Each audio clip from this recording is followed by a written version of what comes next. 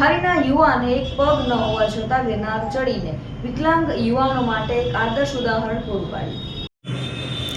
કદમ અસ્થિર હોય તેને રસ્તો નથી જડતો, અડગ ઈરાદાવાળાઓને હિમાલય પણ નથી નડતો।